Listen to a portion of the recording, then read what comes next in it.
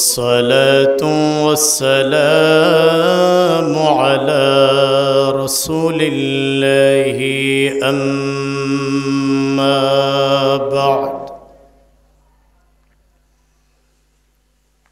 فأعوذ بالله من الشيطان الرجيم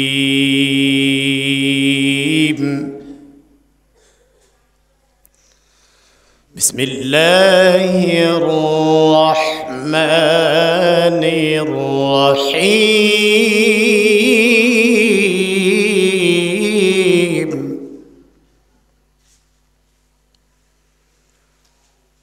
وإن عليكم لحافظين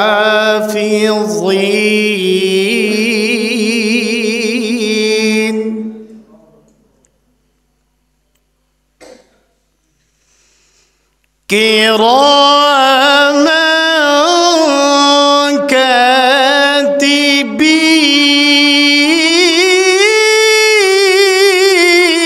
كاتبين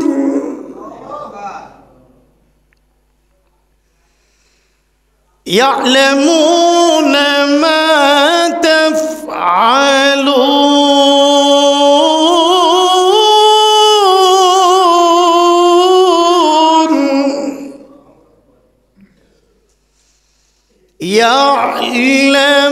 يعلمون ما تفعلون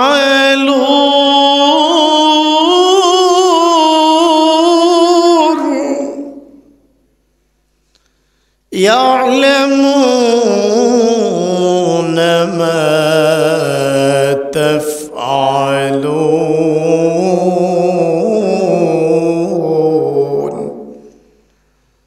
صدق الله مولانا العظيم وقال النبي صلى الله عليه وسلم تركت فيكم أمرين لن تضلوا ما تمسكتم بهما كتاب الله وسنة رسوله وقال رسول الله صلى الله عليه وسلم أيضا الصدقة ترد البلاء أو كما قال عليه الصلاة والسلام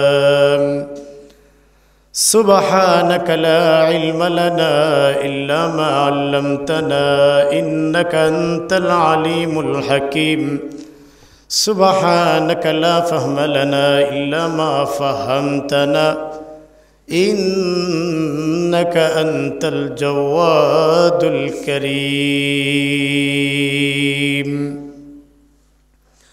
আমি হব মদিনার সারা বেলা ঝাড়ুদার রওজার কিনারে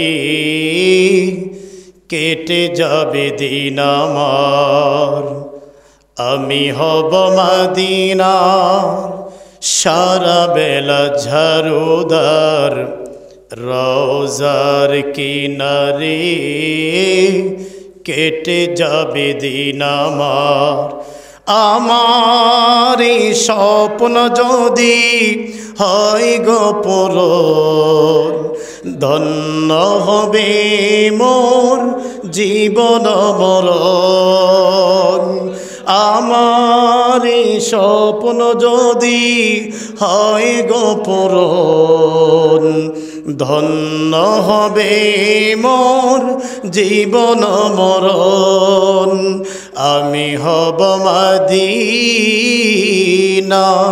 সারা বেলা ঝাড়ুদার রওজার কিনারে কেটে যাবে দিন আমার রওজার কিনারে কেটে যাবে দিন আমার اللهم صل على محمد وعلى آل محمد كما صليت على إبراهيم وعلى آل إبراهيم إنك حميد مجيد اللهم بارك على محمد وعلى آل محمد كما باركت على إبراهيم وعلى آل إبراهيم إنك حميد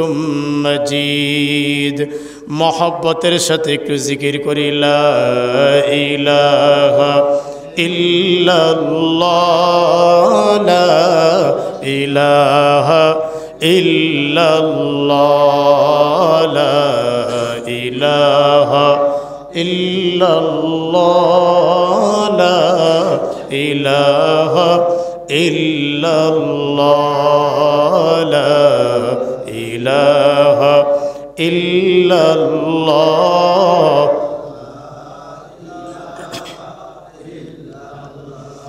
লা ইলাহা ইল্লাল্লাহ মুহাম্মাদুর রাসূলুল্লাহ সাল্লাল্লাহু আলাইহি ওয়াসাল্লাম। আলহামদুলিল্লাহ, ঐতিহ্যবাহী যাদের নামে গাজীপুর জেলার নামকরণ করা হয়েছে, ঐতিহ্যবাহী জাঙ্গালিয়া গাজীপাড়া জামে মসজিদ ও ফোরকানিয়া মাদ্রাসা এর উদ্যোগে ৩১তম বার্ষিক ওয়াজ মাহফিলের উপস্থিত অত্যন্ত শ্রদ্ধাভাজন ব্যক্তিত্ব জনাব সভাপতি গাজী মোহাম্মদ কবিরুজ্জামান, সভাপতি অত্র মসজিদ কমিটি। আজকের প্রধান অতিথি জনাব হাসান আজমল ভুইয়া সহ উদ্বোধক আছেন আলহাজ এহতেশামুল রাসেল খান, তত্ত্বাবধায়ক প্রকৌশলী জনস্বাস্থ্য প্রকৌশলী বিভাগ ঢাকা, এবং আরও অনেক অতিথিবৃন্দ, অত্র এলাকার সম্মানিত নেতৃস্থানীয় ব্যক্তিবর্গ ও প্রাণপ্রিয় মুরব্বী বাপজানেরা, কলিজার যুবক ভাইয়েরা, পর্দার অন্তরালে অবস্থানরতা অত্যন্ত শ্রদ্ধা নেককার মা ও বোনেরা, স্নেহের কচিকাচা ছোট্ট মনিরা, রব্বুল ইজ্জাতের দরবারে প্রাণ খুলে শুকরিয়া আদায় করে সকলেই বলি আলহামদুলিল্লাহ। দরদিগণ, লোকসংখ্যা কম এটা সমস্যা না, তবে আমি আসছি আপনাদের দোয়া নিতে।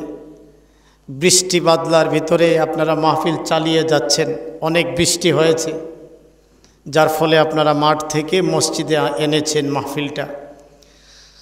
তো আসলে অল্প সংখ্যক লোক এটা সমস্যা না, বাকি আপনারা যদি আমার সামনাসামনি কাছাকাছি আসতেন এটা মজলিসের সুন্দর হইতো, আর আমার কথা বলতে একটু সুবিধা হইতো। আমি আপনাদের দোয়া নিতে আসছি, আপনাদের অনেকের সন্তানের মতো, অনেকের ভাইয়ের মতো। আমি আপনাদের দূরেরও কেউ না, আপনাদের কাছে ঢাকা খিলক্ষেত বড়ুয়া আপনাদের অনেকের পরিচিত এলাকা, আপনারা আমার কাছেরই বলতে গেলে। তো একটু আমার কাছাকাছি আসলে চেহারা দেখে কথা বলতে ভালো লাগে, কি বলেন? চেহারা দেখলে কথা বলতে একটু ভালো লাগে। তো আমার দরদিগণ, আমি আপনাদের দোয়া নিতে এসেছি, আপনারা একটু দোয়া মহব্বত দিবেন না ইনশাআল্লাহ? আমি অত্যন্ত খুশি হয়েছি এজন্য, এতদিন ধরে গাজীপুর জেলার নাম শুনি, কিন্তু কোন গাজীদের নামে এই জেলার নামকরণ করা হয়েছে এটা জানতাম না আমি। এজন্য আমি অত্যন্ত আনন্দিত। আপনাদের এই গাজী বংশ এখানে যারা আপনারা আছেন এই জাঙ্গালিয়া এলাকায়, আপনাদের এই বংশের নামেই মূলত গাজীপুর জেলার নামকরণ করা হয়েছে। মাশাআল্লাহ, আল্লাহ এই বংশকে কবুল করেন। এই বংশ থেকে যারা বিদায় হয়েছে এবং এই গোটা এলাকা থেকে আল্লাহ সকল মুর্দাদের জান্নাতের মেহমান হিসাবে কবুল করেন। যারা বেঁচে আছেন আল্লাহ প্রত্যেককে হায়াতান তয়্যিবা, দীর্ঘ নেক হায়াত দান করেন বলে আমিন। প্রাণপ্রিয় হাজিরিন, আমি আপনাদের খিদমতে আপনাদের দোয়া নেওয়ার ইচ্ছায় কালামুল্লাহ শরীফের 30তম পারা এর সূরাতুল ইনফিতারের 10, 11, 12 এই 3টি আয়াতে কারিমা আমি তিলাওয়াত করেছি আপনাদের খিদমতে। আল্লাহ যদি আমাকে তৌফিক ভিক্ষা দান করেন, কয়েকটা কথা আপনাদের খিদমতে দোয়া নেওয়ার উদ্দেশ্যে আরজ করব, ওমা তৌফিকি ইল্লা বিল্লাহ। তো আপনারা যারা আছেন আপনাদের কষ্ট হচ্ছে না তো, খারাপ লাগতেছে না তো আপনাদের? আল্লাহ কবুল করেন। একটা মজলিস কবুল হওয়ার জন্য হাজার লক্ষ লোক সমাগম থাকতে হবে এমন কোনো শর্ত না। হেদায়েত দেওয়ার জন্য, হেদায়েত পাওয়ার জন্য কোটি কোটি লক্ষ লক্ষ হাজার হাজার মানুষ হতে হবে আল্লাহর পক্ষ থেকে, এমন কোনো শর্ত না। আল্লাহ চাইলে অল্প মানুষের ভেতর থেকেও মাহফিলকে কামিয়াব করে আমাদেরকে হেদায়েত দান করতে পারেন। কথা বলেন ঠিক কিনা বেটি? হেদায়েত কার কাছে বলেন না, কার কাছে? আল্লাহর কাছে। তিনি চাইলে আমাদের গলায় হেদায়েতের মালা পরাতে পারেন, হোক লোক কম। আল্লাহ চাইলে আমাদের মাগফিরাত দান করতে পারেন। তাই আমরা দোয়া করি আল্লাহ যেন আজকের এই মাহফিলটাকে ভরপুর কবুল করেন, আমাদেরকে যেন আল্লাহর নেককারদের খাতায় আমাদের নামগুলো যেন আল্লাহ লিখে দেন, বলি আমিন। রাবিয়া বসরি নাম শুনেছেন আপনারা? রাবিয়া বসরি নামাজ পড়েন, বড় একজন আল্লাহর নেককার বান্দি, রাত গভীরে নামাজ আদায় করেন। এত আল্লাহর প্রিয় যে তিনি আল্লাহর প্রেমে মশগুল থেকে ইবাদত বন্দিগিতে লেগে ঘরের আসবাব সামানার প্রতি কোনো খেয়াল নাই তার। একটু ভালো ঘর বানাবে, একটু ভালো দামি সামানা ঘরে উনি আনবে, এই কোনো উদ্দেশ্য তার নাই, শুধু আল্লাহর প্রেমে মশগুল। সুবহানাল্লাহ বলেন। রাত গভীরে নামাজে রাবিয়া বসরি, চোর প্রবেশ করছে রাবিয়ার ঘরে। তো চোর তো প্রবেশ করে কিচ্ছু পাইতেছে না, কি নিবে তার ঘর থেকে?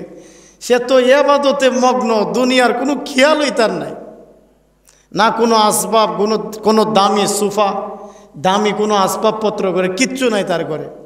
চোর ঢোকার পরে রাবিয়া জিজ্ঞাসা করে, কে রে আমার ঘরে এই গভীর রাতে ঢুকছ?